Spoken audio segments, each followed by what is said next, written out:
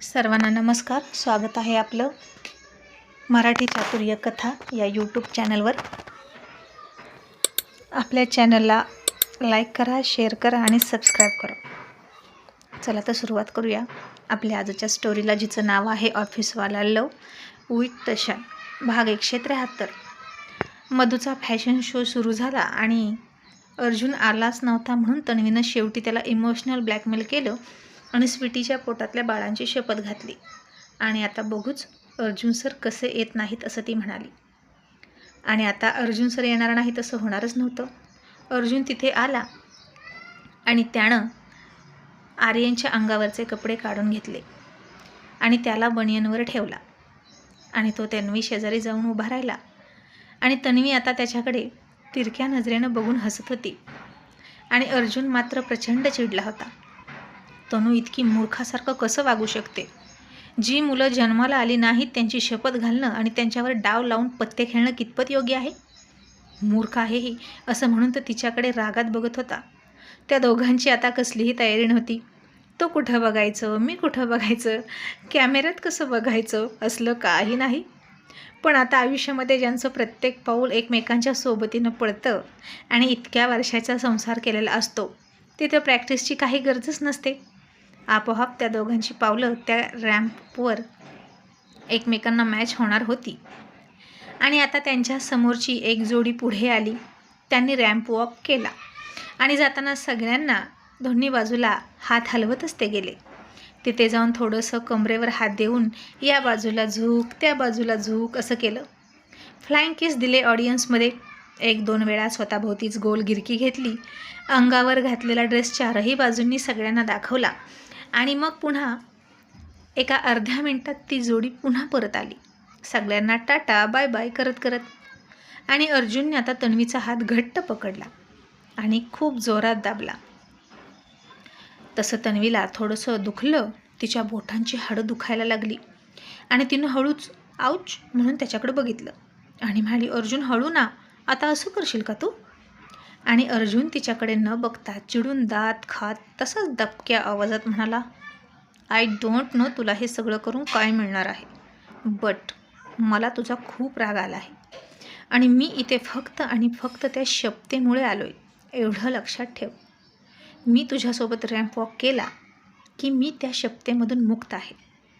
तू बरोबर मला ट्रॅप करत इमोशनल ब्लॅकमेल केलं आणि जो इतरांच्या इमोशन्सचा असा गैरफायदा घेतो ना, आय जस्ट हेट देम असं म्हणून त्यानं पुन्हा करा दात खाल्ले.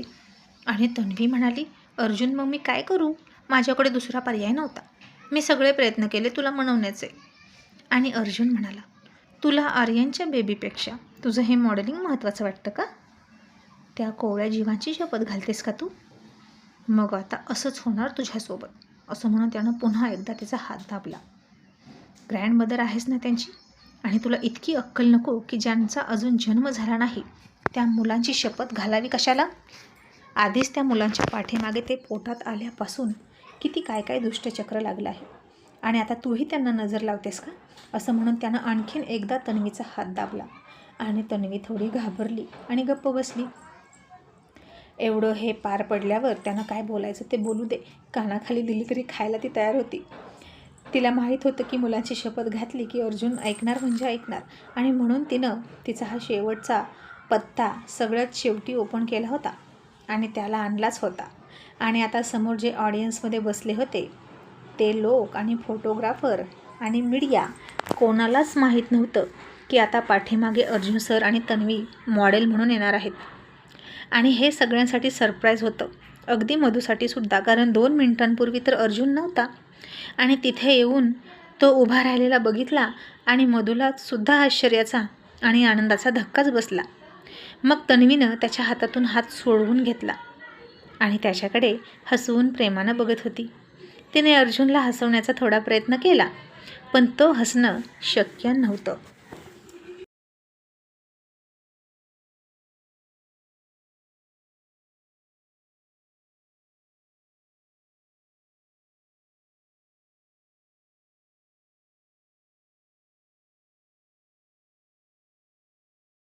आणि त्या दोघांच्या पुढच्या एक एक जोड्या जात होत्या आणि सगळेजण त्यांना टाळ्या वाजवून ॲप्रिशिएट करत होते, प्रोत्साहन देत होते. आणि ज्या डिझायनरनं त्यांचे कपडे डिझाईन केले त्यांचं नावसुद्धा अनाऊन्स होत होतं. सगळे आले होते, अगदी परीसुद्धा आली होती विवेकसह शो बघण्यासाठी. राहिला होता तो फक्त अर्जुन आणि तन्वीनं त्याला बोलवलं होतं आणि मधूला छान वाटत होतं.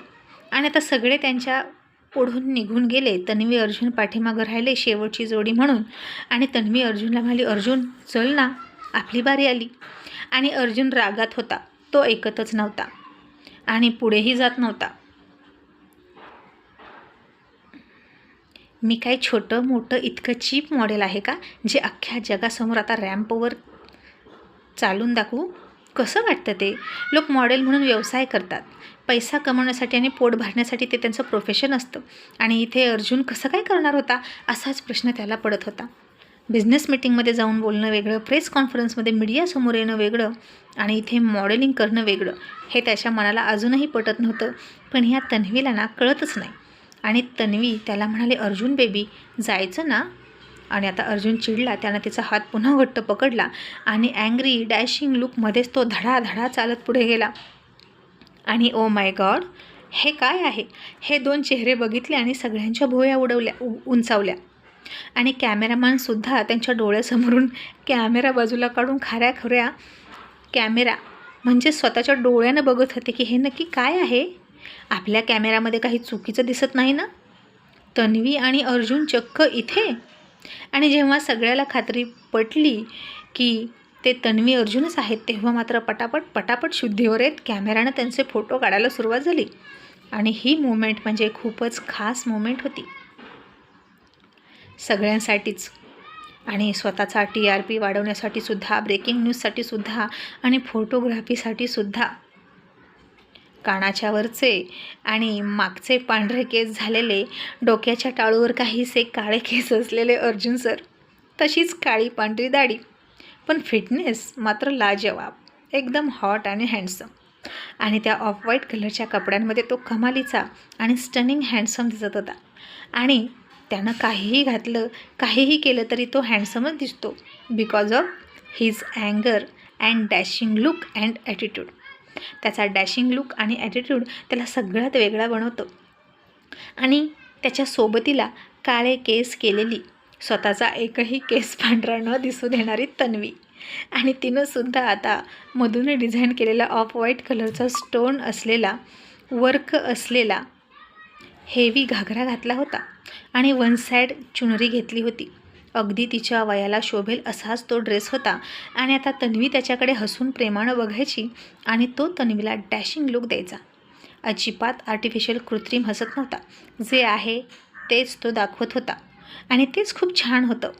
ओढून ताणून हसणं अर्जुनला आवडत नव्हतं आणि आयुष्यात तो हसतो कमी आणि चिडतो जास्त, हे सगळ्याला माहीत होतं. आणि वाव, काही फोटो होते आता ते. आणि समोर त्या दोघांना बघितलं आणि ऑडियन्समधून सगळ्यांनी गिल्ला करायला सुरुवात केली. आर्यासुद्धा ओरडली, come on mom dad, you are looking so stunning beautiful. तरीही अर्जुनचं लक्ष कुणाकडेही नव्हतं, ना कॅमेराकडे ना ऑडियन्सकडे. त्याचं सगळं लक्ष फक्त तन्वीकडे होतं आणि तिच्याकडे रागात बघायचा, वेगळ्या अँगलनं. आणि तशाच अँगलनं सगळेजण फोटो घेत होते. त्यानं एकही लोक कॅमेराकडे दिलाच नव्हता. आणि या जोडीनं फक्त अर्धा मिनिट नको तर अर्धा तास इथे रॅम्पवर थांबावं तरी हरकत नव्हती कुणाची. आणि ज्यांनी त्यांना समोर या लुकमध्ये स्वतःच्या डोळ्यानं बघितलं ना, त्यांच्या डोळ्यांचे पारणे फिटले आणि आता जे फोटोत बघणार होते ते शॉक होणार होते. पण आता अर्जुन सर कशाला थांबतील इतका वेळ? पुन्हा तिचा तसाच हात पकडला, मागे न बघता तसाच रागात चालत गेला. आणि पाठीमागून सगळे ओरडत होते, Arjun sir 1 minute, Arjun sir 1 minute. पण अर्जुन आता कोणाचाच ऐकत नव्हता. आणि हे सगळं बघून नेहा खुश झाली होती. अतुल मात्र शांत होता, आतून खूप घाबरला होता. कारण अर्जुनच्या डोळ्यातला राग अतुलला कळला होता आणि दुसरा म्हणजे तन्वीलासुद्धा कळला होता. आणि अतुल पटकन तिथून उठला आणि बाहेर गेटवर गाडीजवळ जाऊन थांबला. आणि आतमध्ये जाताच अर्जुननं तन्वीचा हात सोडला आणि तिच्यावर एक बोट रोखून म्हणाला, घरी ये, तुला बघतो. आणि तडक ते सगळे कपडे त्यानं काढून फेकले, त्याचे कपडे घातले. आणि टाय घालताना तरीही तन्वी त्याच्यासमोर आली आणि म्हणाली, अर्जुन मी टाय बांधू का? असं म्हणून ती त्याच्या गळ्यापर्यंत हात घेऊन गेली. पण अर्जुननं एका हाताने तिला ढकलली तशी तन्वी कोपऱ्यातच जाऊन पडली आणि त्यानं टाय लावला. रागा तिथून बाहेर पडला. पण आता ही मीडिया भेडियासारखी त्याच्या मागं पळायला लागली. अर्जुन सरांनी हे कसं केलं, हे करण्यामागे त्यांचा काय हेतू होता, हे सगळं जाणून घेण्यासाठी मीडिया खूप उत्सुक होती. पण अर्जुन उत्सुक नव्हता त्यांना तोंड दाखवायला आणि बहुतेक आता तो दीड महिना मीडियासमोर येणारच नव्हता, हे सगळं विसरेपर्यंत. पण आता लोक हे सगळं विसरतील का, तर अजिबात नाही. आणि तो जसा बाहेर पडला, मीडिया त्याच्या अंगावर येणार इतक्या त्याचे बॉडीगार्ड समोर आले. त्याच्याभोवती कोणालाही न येऊ देता सुखरूप त्याला गाडीपर्यंत घेऊन गेले. अर्जुन चकार एकही शब्द न बोलता पटकन गाडीत बसला आणि त्याचे बॉडीगार्डसुद्धा गाडीत बसले आणि गाडी ऑफिसच्या दिशेनं निघाली.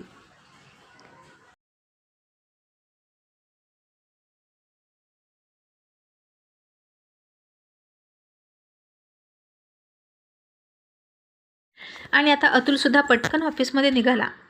फक्त आणि फक्त 7 मिनिटांसाठी अर्जुन सर इथे आले होते आणि आता मीडिया तन्वीच्या मागे लागली होती. आणि मॅडम हे काय होतं, तुम्ही तर आम्हा सगळ्यांना आश्चर्याचा आणि आनंदाचा झटकाच दिला आणि खरंच खूप सुंदर आणि छान दिसत होता तुम्ही दोघं. आणि तन्वी हसून म्हणाली, काहीतरी वेगळं करावं म्हणून आम्ही हे केलं आणि मधूच्या आनंदासाठी हे केलं. पण आता बघू सगळ्यांना कितपत आवडतं, कारण या वयात मॉडेलिंग करणं म्हणजे थोडंसं न पटण्यासारखं आहे. आणि मीडियामधून रिस्पॉन्स आला, मॅडम अहो वयाचं काय घेऊन बसलात, वय हा केवळ आकडा असतो आणि या वयाचे लोक कपडे घालत नाहीत का, कपडे हे सगळ्यांनाच हवे असतात, आपल्या आपल्या वयाला शोभेल असे. आणि तुम्ही या वयाला शोभेल असेच ट्रॅडिशनल कपडे घातले आणि बघा आता तुमच्यावर कमेंट्स आणि लाईकची बरसात होणार आहे. आणि जे तुम्ही घातले ना कपडे, ते कपडे सगळ्या वयोगटामधून मागणी होणार म्हणजे होणार आणि ते कपडे तुम्ही फेमस करून टाकले. आणि अर्जुन सरांनी घातलं तेच आम्हाला हवं असं लोक नाही म्हणाले तर चॅलेंज. आणि तन्वी मीडियासमोर हसून म्हणाली, बघू एक्सक्यूज मी असं म्हणून पुन्हा बाजूला गेली आणि दुसऱ्या कोपऱ्यात जाऊन तोंड वाकडं केलं. मधू आली आणि पटकन तिच्या गळ्यात पडली आणि म्हणाली, wow aunty, thank you so much, you are so beautiful and so sweet. पण अंकुल इथे कसे आले.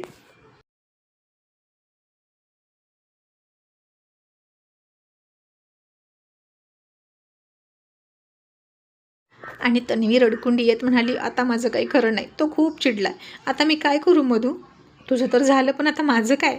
आणि मधू पुन्हा घाबरली आणि म्हणाली, आंटी अंकल इतके चिडले का, आता ते तुम्हाला गोळी तर घालणार नाहीत ना. आणि तन्वी म्हणाली, माहीत नाही, तो इतका चिडला नाही, बट ॲक्च्युली हो तो चिडला आहे, गोळी तर घालणार नाही पण त्या गोळीपेक्षाही वाईट शिक्षा करणार. ॲक्च्युली त्यानं गोळी घातलेलीच बरी, 2 सेकंदात काम खतम होईल. आणि मधू खूप घाबरली. मग आता बाहेर सगळे आपल्या आपल्या कामाच्या दिशेनं गेले. जे काही रिप्लाय येणार होते तन्वीला ते आता न्यूजपेपरमधून आणि फोनवर येणार होते.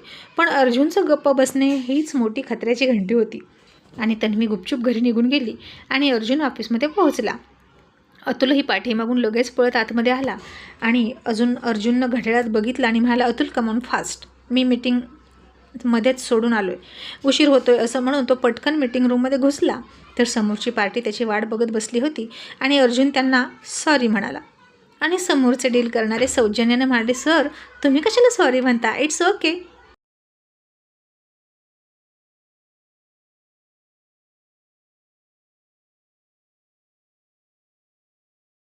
आणि अर्जुन त्यांच्यावर भडकला आणि म्हणाला, इट्स नॉट ओके, उशीर झालाय मला आणि सॉरी म्हणणं माझं काम आहे, हे माझे मॅनर्स आहेत, मला माझे मॅनर्स पाळायला आवडतं, तुम्ही मला ते सोडायला सांगू नका. आणि समोरचे क्लायंट सॉरी सर म्हणून गप्प बसला आणि अर्जुन त्याच्या मोठ्या खुर्चीत बसला आणि म्हणाला, शूट. आणि मीटिंगला सुरुवात झाली, प्रेझेंटेशनला सुरुवात झाली. अतुल त्याच्या मागच्या बाजूला येऊन उभा राहिला आणि मग साधारण 20 मिनिटात ते सगळं संपलं. सगळे पेपर्स आपोआप त्याच्या पुढच्या डिपार्टमेंटमध्ये गेले पुढची प्रोसिजर करायला. आणि अर्जुन पुन्हा केबिनमध्ये येऊन बसला आणि म्हणाला, अतुल 2 कॉफी मागव. आणि आता अर्जुन चिडला आहे की नाही हे कळत नव्हतं अतुलला, त्याच्या मूडचा अंदाज येत नव्हता. आणि अतुल कॉफी येईपर्यंत हळूच म्हणाला, सर तुम्हाला राग आला आहे का. आणि नॉर्मलपणे अर्जुन म्हणाला, कशाचा.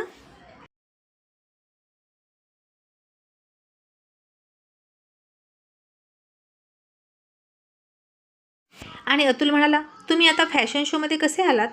आणि आला ते आलात मग चिडला का होता, मला तुमच्या चेहऱ्यावर राग दिसत होता.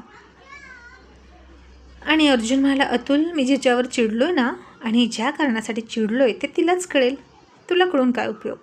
असं म्हणून अर्जुन हसला आणि मला एन्जॉय द कॉफी आणि थंड नजरेनं आणि शांत डोक्यानं कॉफी प्यायला लागला. आता तरी जास्त धोक्याची घंटी होती ही.